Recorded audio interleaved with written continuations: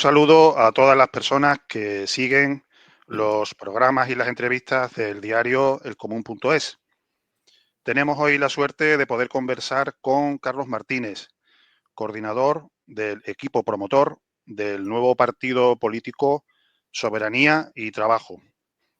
Un proyecto político nuevo que cuenta con la presencia de personas como el exdiputado, eurodiputado Javier Couso, y que teníamos muchas ganas de poder conversar con alguno de sus responsables para que nos hable de este nuevo partido y que nos explique cómo son sus ideas. Hola Carlos, muchas gracias por atender la llamada y bienvenido. Muchas gracias a vosotros. ¿Qué tal? Pues como te comentaba, seguro que hay muchos espectadores que tienen interés en conocer de qué va esta nueva propuesta política, este proyecto político que se llama Soberanía y Trabajo. Y esa va a ser, si te parece, la primera pregunta que te quiero lanzar. ¿Cómo presentaríamos a Soberanía y Trabajo? ¿Cuáles son sus características o por qué motivo? Y también, de paso, explícanos su nombre, ¿no? ¿De dónde viene? Efectivamente, porque hay mucha gente que puede pensar, otros aquí, estos que querrán, que buscarán, ¿por qué? Si ya hay fuerzas políticas, que hay gente que entiende que puedan representar más o menos a la izquierda Bueno, pues nosotros hemos surgido en torno a Javier Couso como portavoz y en torno a toda una serie de personas con experiencia política, muchas de ellas, y con ganas de lanzar y de construir algo que responda a la situación de lo que en estos momentos entendemos necesita la clase trabajadora. Mira, estamos viviendo una situación de crisis por un lado del régimen, crisis de la monarquía, crisis profunda de la propia situación en el Parlamento, de inestabilidad, incluso si uno lee las encuestas esa inestabilidad continúa. Esto todo es un símbolo, un síntoma de la crisis profunda que tiene el régimen, pero que esta crisis se traslada a las fuerzas políticas y se traslada a lo que entendemos hasta ahora como las izquierdas. De forma que ahí se ha creado, están todos presos de un sistema, el régimen del 78, que tiene una crisis que nadie ha sido capaz de resolver ni de romper, ni siquiera los que surgieron con mucha fuerza, apoyados por televisiones privadas y tal, hace 4 o 5 años, que hablaban de el régimen, pero luego el régimen continúa, han sido ministros del régimen, la situación está ahí y por lo tanto la crisis nos envuelve y además la crisis envuelve a la izquierda de forma que la tiene desnortada. Entonces, en estos momentos nadie plantea una solución fuera del mar. Y además todos estos partidos han renunciado a la defensa de la soberanía. La soberanía es fundamental, la defensa de la soberanía es fundamental para enfrentarse al imperialismo. Es decir, en la época colonial, de los imperios coloniales, cuando los pueblos, los diferentes pueblos querían rescatar no solo su libertad, sino la justicia y el reparto, pensemos no solo en Vietnam, pensemos en Argelia, pensemos incluso en el Marruecos del Istiklal y de la Unión de Fuerzas Populares de Ben Barka, pensemos en el Egipto de Nasser, incluso podemos ir más atrás, en el Imperio Español. Pensemos en Simón Bolívar, pensemos en San Martín o Higgins. ¿Qué hacen? Luchar por la independencia, es decir, por la soberanía, porque sin soberanía de los pueblos no va a haber nadie que se oponga al imperialismo, a esta tela de malla que nos envuelve. Entonces, como nosotros entendemos que la reivindicación de la soberanía es algo fundamental, pero esa soberanía debe ir unida profundamente a la justicia y al trabajo, y además no negar una evidencia fundamental que es la existencia de la lucha de clases como elemento dinamizador de cualquier combate por la igualdad frente al imperialismo, pues es por lo que surge algo que llamamos soberanía y trabajo. Entonces, esta es, digamos, la explicación de por qué surge este partido. No sé si me he explicado bien o me he hecho entender, pero... Sí, lo que yo sí te preguntaría o te comentaría como militante que ha pasado por otros partidos y seguramente muchas personas que nos vean será la primera pregunta que se harán.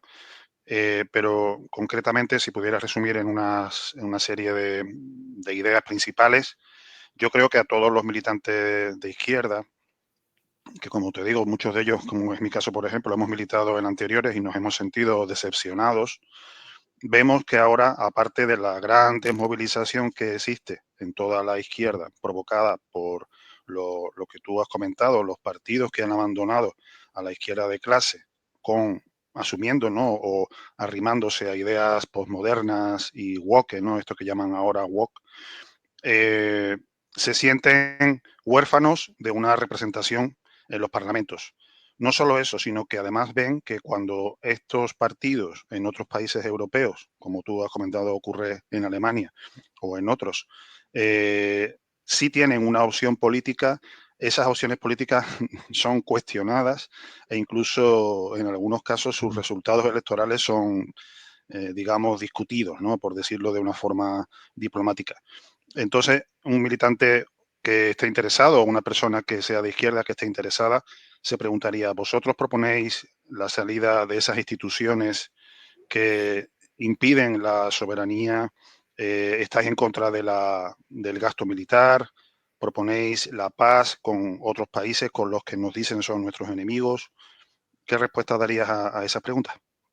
Bien, nosotros hicimos un serio esfuerzo de síntesis al objeto de buscar lo que nos une.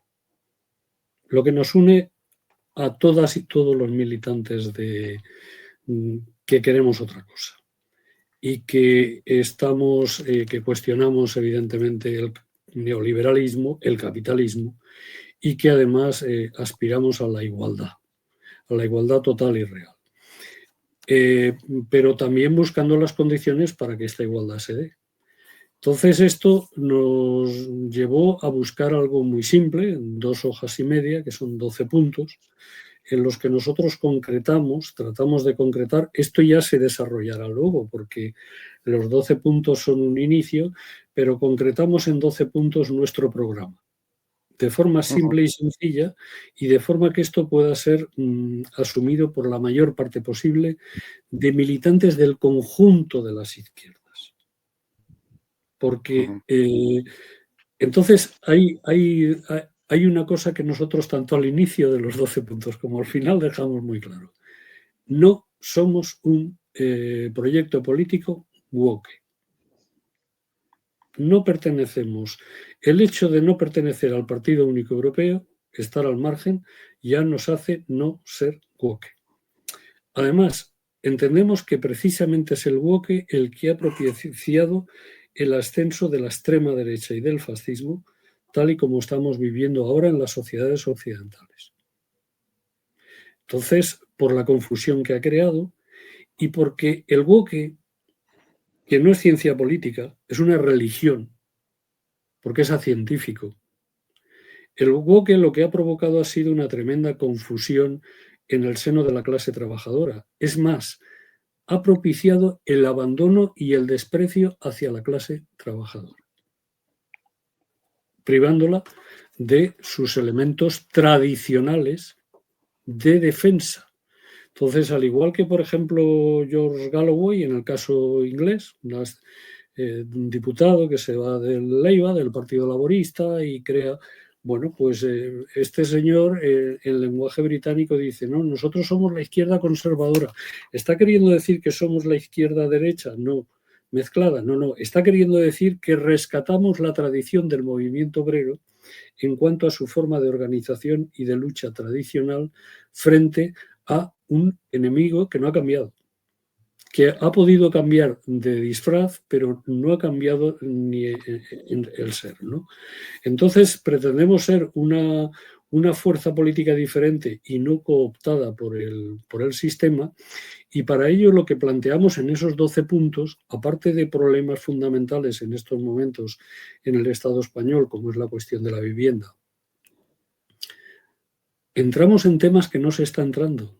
La destrucción de la agricultura, la destrucción de la industria, la destrucción también de la minería, la destrucción de toda una serie de elementos que han conformado el panorama, el mapa productivo del Estado español, de España, y que en estos momentos ha sido llevada y conducida al sector obligatoriamente por la Unión Europea hacia el sector servicios y hacia el turismo exclusivamente. Porque ¿cuál es el elemento fundamental y del imperialismo y del capitalismo para mantenerse? La guerra.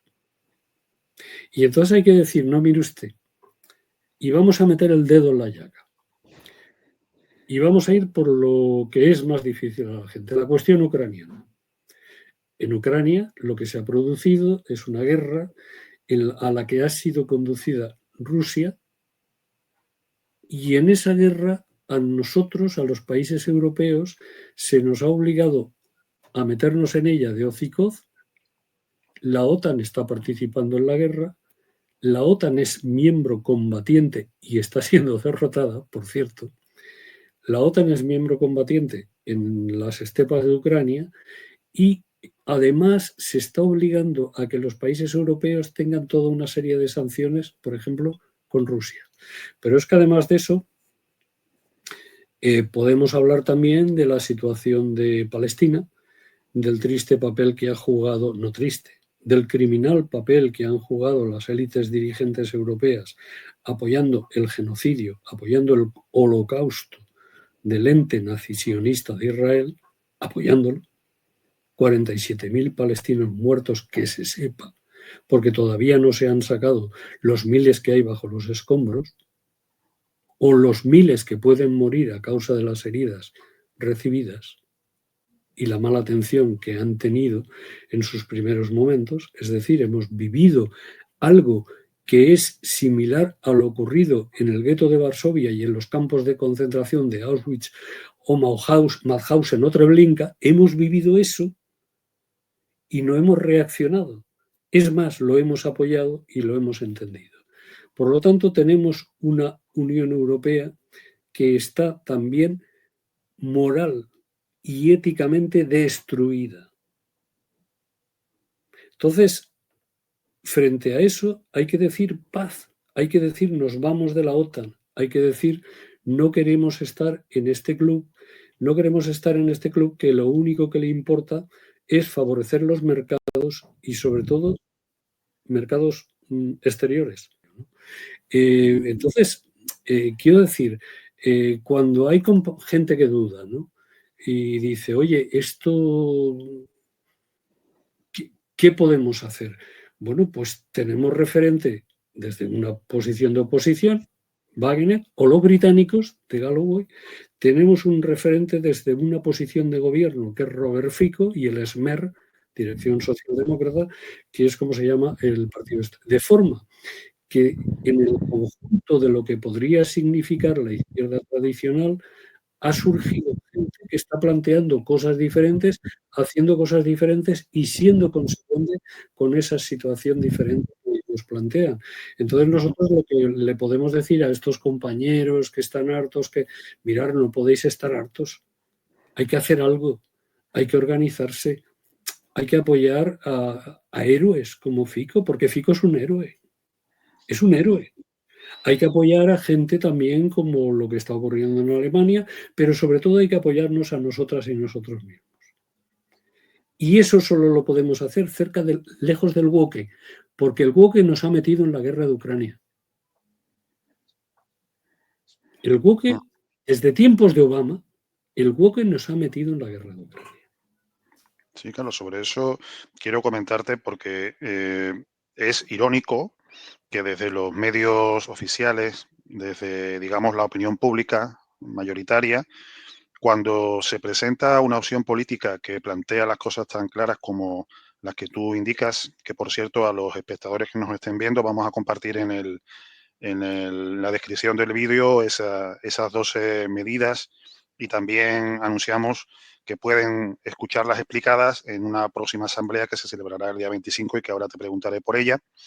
Pero como te decía, en esa opinión pública todas estas opciones políticas se plantean irónicamente como de derechas, ¿no? O sea, cuando un partido político europeo plantea la salida de la Unión Europea en sí, de la OTAN, quiere la paz o algo tan sencillo como no dedicar un dinero absolutamente necesario en una época de crisis en la que la clase trabajadora europea está alcanzando niveles paupérrimos, que no se dedique en armas contra, por ejemplo, tú lo has dicho, un genocidio, ¿no? Que parece algo de sentido común, y sin embargo rápidamente le colocan el San Benito de derecha, ¿no? Cuando no hay nada más reaccionario que eso, ¿no? Lo que pasa es que tiene la apariencia, pero no lo es realmente. Mira, el woke surge para cargarse los partidos obreros. Y además, de forma muy inteligente, desde dentro. Y entonces nos despistan con 1000 guerras tribales, con 1000 selectas minorías, y se cargan la unidad de clase. Hay un primer momento en que se pasa a despreciar a la clase obrera porque se dice que vota a la extrema derecha.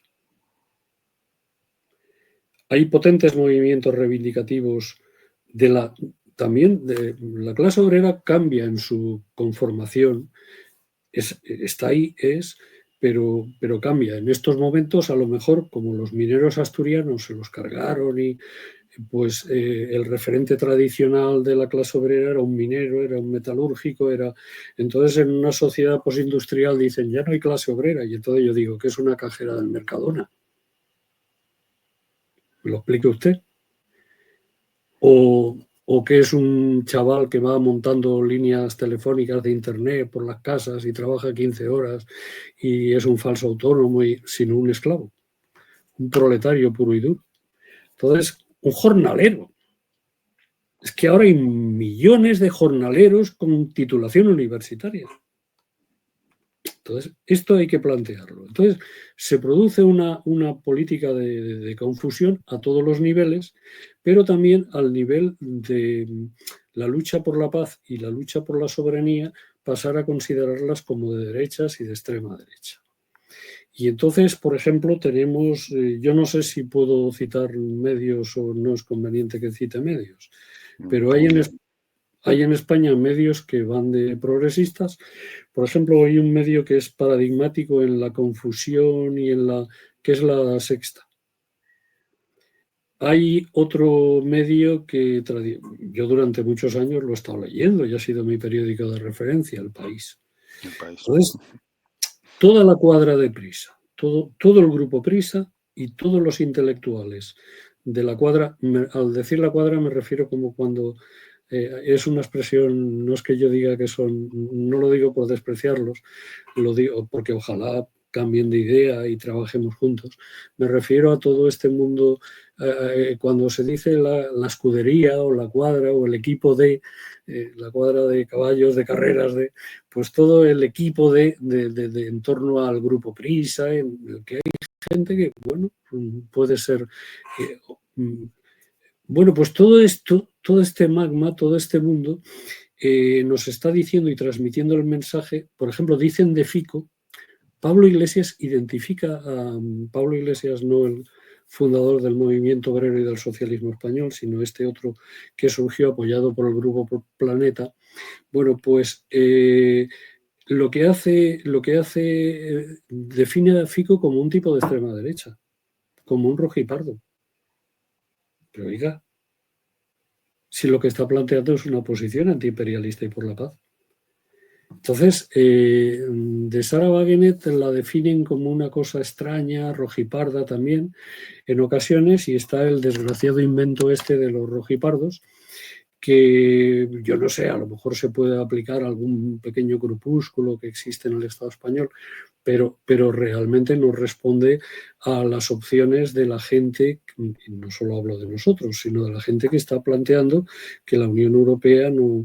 O, por ejemplo, la confusión que se da el candidato de Rumanía, que ha sido expulsado de las elecciones rumanas, que por cierto han sido canceladas las elecciones presenciales en Rumanía y ninguno del bloque se ha rasgado las vestiduras, todos se han callado. Y resulta que un tipo que gana las elecciones no solo lo tiran, sino dicen que es de extrema derecha, cuando resulta que no es ni de extrema ni de derecha, sino que es alguien que dice, oye, que Rumanía, y además encima Rumanía está en la primera línea del frente. O sea, mire usted, es que si yo fuera rumano, yo votaría a quien no me quisiera meter en la guerra, ¿no? Pensara como pensara. Entonces, ¿qué ocurre? Que hay sectores de la derecha que lo han apoyado. Pues, ¿por qué? Pues, mire usted, porque es que no queremos que nuestros hijos vayan a morir en las estepas de Ucrania o que nos bombardeen nuestras propias ciudades rumanas, que estamos en primera línea, ¿no? Entonces, ante esta situación, uno se plantea y dice, bueno, ¿cómo es que son lo suficientemente sinvergüenzas como para decir a aquellas personas que defienden una de las cuestiones fundamentales de la primera internacional tradición del movimiento obrero, la lucha contra la guerra? Ellos decían, en las guerras solo mueren los hijos de los trabajadores. Y como solo mueren los hijos de los trabajadores, nosotros nos oponemos a las guerras y luchamos contra las guerras. Por lo tanto, todo aquel que lucha contra la guerra tiene una posición, evidentemente, como mínimo, progresista. Y además está en la raíz del movimiento obrero, ¿no? Y entonces vivimos esa tremenda confusión provocada por los poderes establecidos que están al final, sus jefes, sus dirigentes, a sueldo del imperialismo. Porque lo que estamos es defendiendo una opción imperialista y una opción no soberana. Bueno, me quedan por hacerte Bueno, un par de... en los 12 puntos figura esto, ¿eh? Sí. En los 12 puntos, sí, con esto te termino, ¿no? Porque me aludías a una asamblea que vamos a tener. Entonces, en esta asamblea, nosotros, aquella gente que está ya, digamos, metida en el proyecto, porque se ha unido, se ha apuntado al proyecto, pero yo también, bueno, aquella gente que muestre verdadero interés y se dirija a nosotros, oye, nosotros queremos trabajar por esto, queremos ver, pues yo creo que se le puede informar. Pues una de las cosas que teníamos claro desde el primer momento es que había que hacer una asamblea tratando de agrupar el máximo número posible de personas, porque aquí no se trata de que 12, 14, 15 listos, ¿no? Y listas, tiremos esto para adelante y no, sino que se trata de hacer un trabajo colectivo en el que podamos participar. Entonces lo que ofrecemos como punto de partida son los 12 puntos.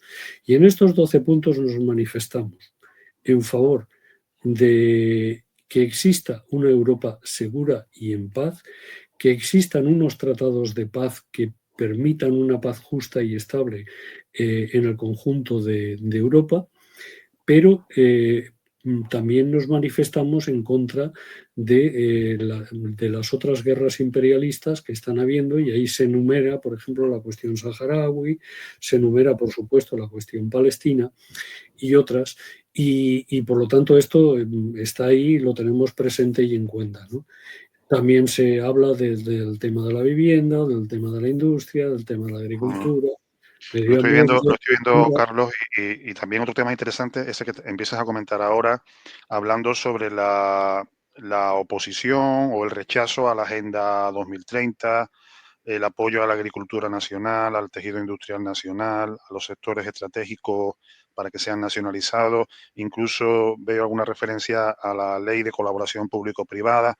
Es decir, aparte de todo este tema internacional que comentas, también hay algunas cuestiones internas, digamos, que son absolutamente necesarias y que vais a Claro. tratar también, están recogidas en ese decálogo, digamos, y que vais a tratar en esa asamblea o vais a explicarla. Es que parte de la estrategia imperial y parte de la estrategia, y que el WOC es cómplice de todo esto, consiste en transformar el Estado español en un elemento, en una economía puramente turística y terciaria. Mira, cuando España ingresa en la Unión Europea, en tiempos de Felipe González, lo primero que se hace es cerrar la mayor parte de los astilleros. Por cierto, con una resistencia obrera heroica y tremenda. Cerrar la mayor parte de las siderúrgicas. Altos Hornos de Sagunto, Altos Hornos de Vizcaya, el Guggenheim, que evidentemente yo me alegro que la ría de Bilbao se haya limpiado y exista un museo, pero bueno, traslade usted la siderúrgica de donde estaba, en la ría y casi en el centro de Bilbao, pues llévela usted a otra zona, pero no, la destruyo. Y la solución es que yo dejo de producir para que vengan turistas. El caso de Bilbao es un caso paradigmático, ¿no? Y hay una resistencia tremenda de la clase trabajadora. Pero es que no solo se liquida la industria, y esto es muy importante, si no hay una reflexión que muy poca gente se hace, es que destruyendo la industria pesada española, que se destruye para que Europa ingrese, para que España ingrese en la Unión Europea y por lo tanto pase a ser dependiente de la industria pesada alemana, también se destruye y se aniquila la vanguardia de la clase obrera del Estado español. Y luego el segundo paso es destruir las minas, cerrarlas. Con lo cual acabamos con un sector emblemático, revolucionario, pero sobre todo un sector productivo también, que a su vez estaba estaba manteniendo una situación de producción, de riqueza, de apoyo a la industria siderúrgica, etcétera, etcétera. ¿Ahora en qué paso estamos? Ahora estamos en el paso de la destrucción de la agricultura. Y el paso de la destrucción de la agricultura, del que los agricultores han sido plenamente conscientes, se profundiza además con la guerra de Ucrania. Porque uno de los objetivos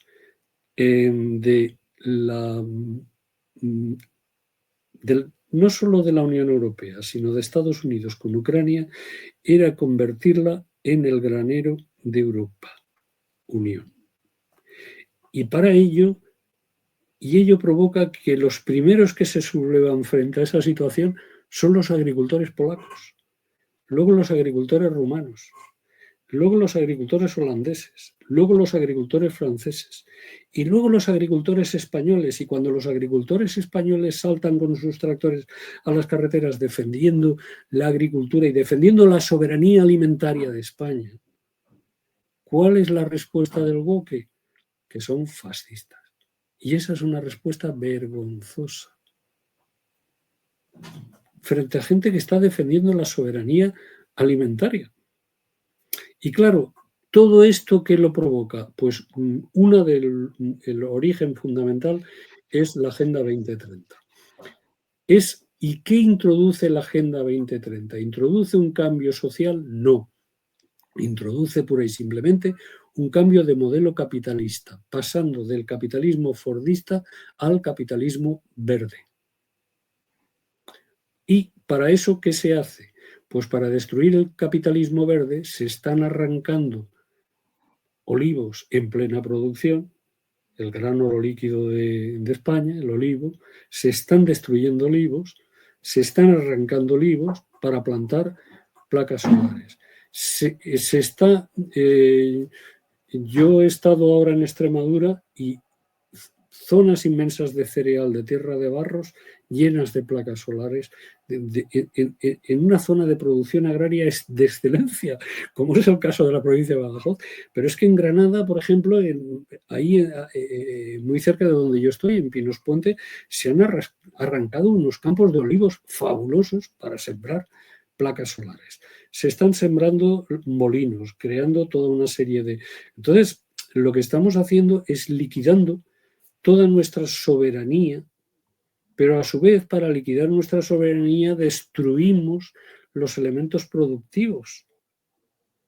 Entonces, claro, esto hay que denunciarlo.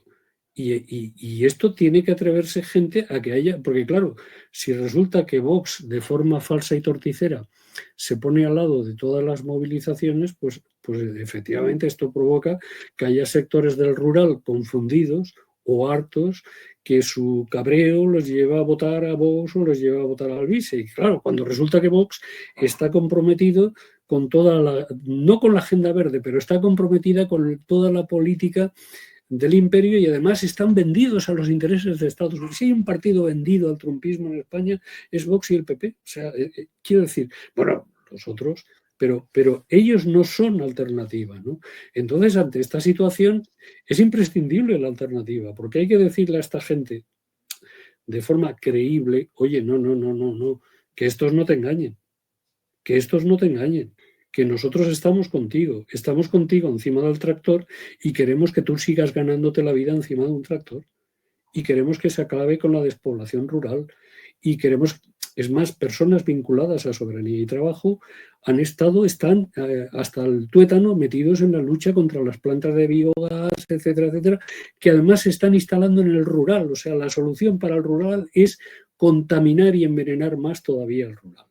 Y en lugar de llenar las placas de los techos de las ciudades de placas solares, que podrían hacerlo si quisieran, de hecho en algunos sitios lo han hecho, de forma que se pueda ver si ciudades autosuficientes, si es que eso es una alternativa, que yo no soy experto y por lo tanto simplemente lo voy a dejar ahí enunciado, pues se puede hacer, pero para eso no hay que destruir la agricultura, no hay que despoblar los pueblos, no hay que quitar la forma no hay que acabar con la forma de vida de la gente. Y todo esto es posible, porque ¿esto para qué se hace? Pues para favorecer la agricultura industrial en manos de los grandes fondos de inversión de grandes multinacionales. Y esto hay que plantearlo. Estupendo, Carlos. Pues si te parece, vamos ya concluyendo, haciendo un recordatorio que era uno de los motivos por los que queríamos entrevistarte, sobre la asamblea que se va a celebrar justo dentro de una semana, el próximo sábado, el día 25, que será una asamblea, para que los espectadores y los oyentes lo sepan, virtual, a través de Internet, en la que, por tanto, podrá acceder gente de cualquier geografía, situación geográfica, y para la que te pedimos que nos explique qué deben hacer. Bueno, incluiremos en la descripción del vídeo el correo del partido para que se dirijan a vosotros y soliciten información o la forma de poder participar en esa asamblea. Hombre, es manifestar un interés por el proyecto, lógicamente. Quiero decir que yo entiendo que haya personas que digan, bueno, voy a ver esto cómo va, y ya lo entiendo, o sea, no hay problema.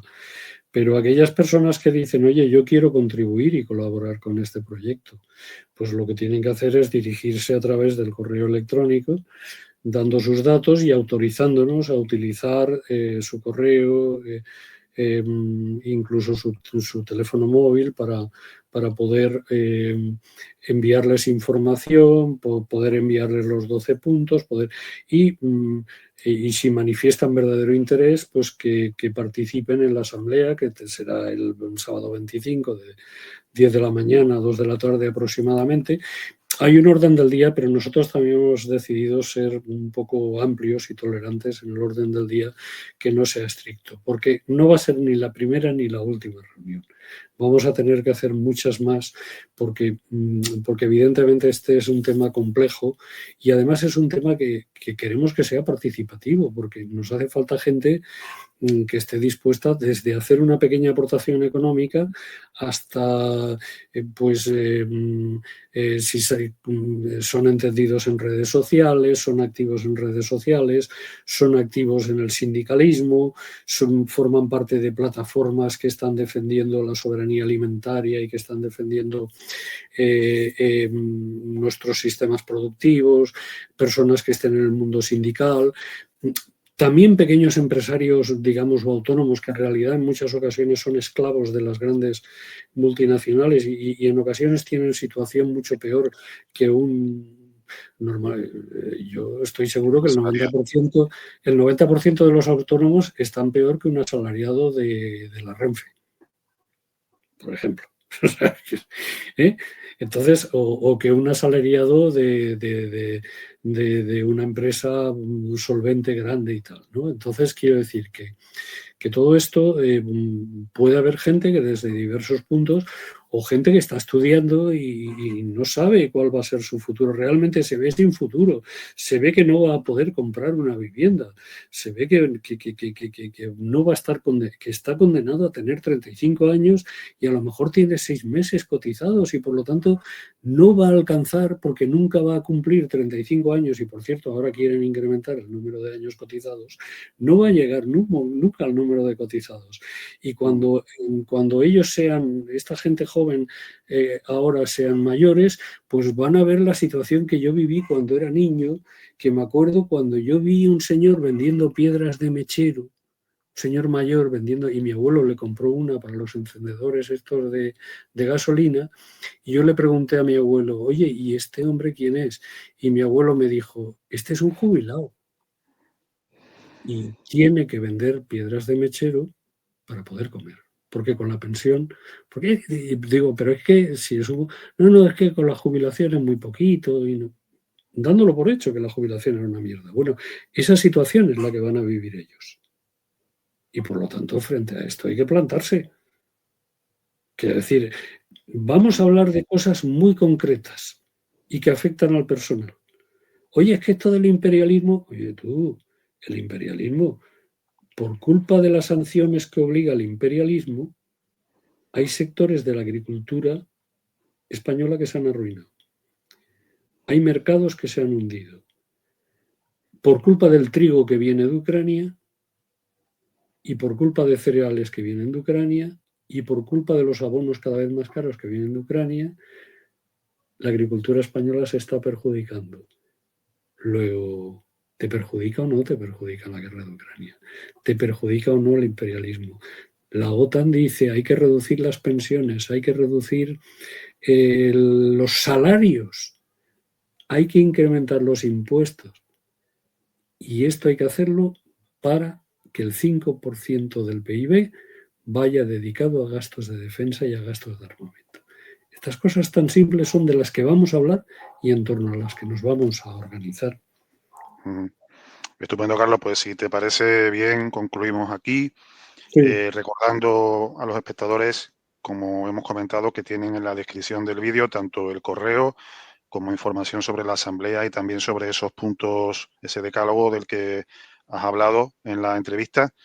Y bueno, darte las gracias por tu tiempo, por la participación, enviar un saludo a todos los compañeros que forman el equipo promotor de Soberanía y Trabajo. Un saludo también a Javier Couso, que es un querido amigo del medio, y desearos mucha suerte y éxito en este inicio, que tengáis la fuerza para llevarlo a cabo, porque consideramos que es necesario que existan referentes de este tipo político y voces que den, como tú has afirmado en esta última parte del vídeo, una esperanza a los jóvenes, a las mujeres, a la clase trabajadora en general, para que sepan organizarse y se sientan que no están solos ante el panorama tan lamentable que se nos espera.